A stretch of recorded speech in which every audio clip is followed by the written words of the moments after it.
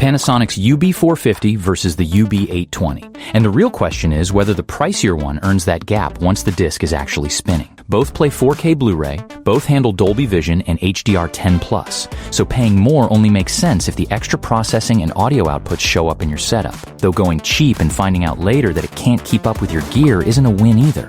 By the end, you'll know which one fits you. Let's break it down. Let's start with the reason anybody pays extra for a disc player in the first place, which is what shows up on screen when you drop in a 4K disc. Both of these handle Dolby Vision and HDR10+ automatically, and that alone puts the UB450 ahead of a lot of cheaper players that make you dig through menus or just skip Dolby Vision entirely. Picture quality on the UB450 is legitimately excellent, and its upscaling of old DVDs and standard Blu-rays keeps coming up as the thing that surprises people most. There's one opinion about the UB450 that stuck with me.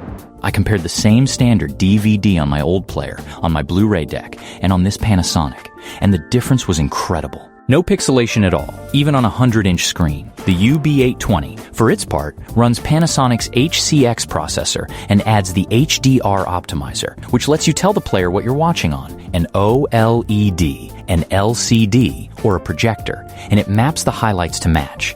That's not a subtle marketing tweak.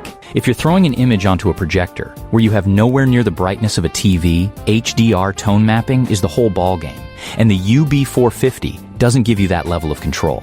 So here's the real difference. On a decent 4K TV in a normal living room, these two look close enough that most people would never call it. On a projector, or a carefully dialed-in room, the UB820 pulls ahead, and it isn't close. That extra processing means nothing, though, if the sound can't get where it needs to go. Both players give you twin HDMI outputs, so you can send video straight to the TV and audio to an older receiver that chokes on 4K HDR pass-through, and that's a bigger deal than it sounds if your AVR is a few years old. The UB820 goes further with a full 7.1 channel analog output, which matters if you're running legacy gear that expects RCA inputs, plus a second USB port. Audio-focused buyers should know that CD playback on the UB820 gets described as merely okay, so don't buy it as a music machine.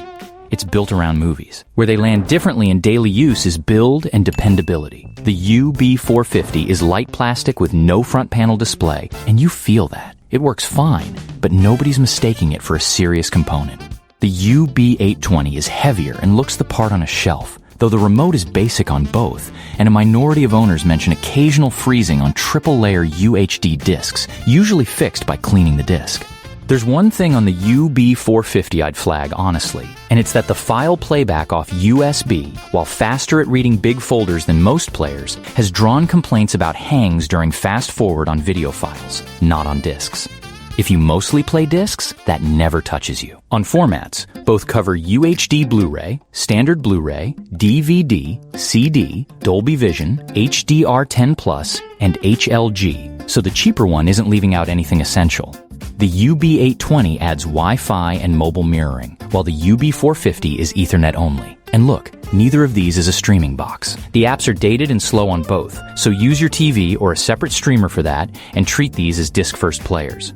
One more thing for collectors, the standard UB450 is region-locked for Blu-ray and DVD, so check that before you import anything. Which brings us to the money, because the UB820 costs a lot more, and you should know exactly what that buys. You're paying for the HDR optimizer and the display-specific tone mapping, the 7.1 analog outputs, Wi-Fi, the second USB port, and a heavier chassis with a front display. The UB450 gives you the same HDR formats, the same automatic Dolby Vision switching, the same twin HDMI trick, and picture quality that sits very close on a normal TV for quite a bit less. And here's the thing worth sitting with. Enough owners have written that they picked the UB450 specifically after pricing the UB820 and decided the picture gap didn't justify the gap in cost. That's a real pattern, not a fluke. Here's the call. For most of you, the UB450 is the smarter buy because it delivers the same picture on a normal 4K TV as its bigger brother and asks for a lot less money to do it. Where I'd change my answer is if you're projecting. On a screen that big, the tone mapping control on the UB820 stops being a spec and starts being the difference between washed out highlights and a proper image. So pay the extra there without hesitating. Same goes if your receiver only speaks analog and you need those 7.1 outputs. But if you're feeding a good TV and want a dependable disc spinner that just works, the UB820 is money you won't get back. And you, which one would you pick? Let me know in the comments. Links below in the description.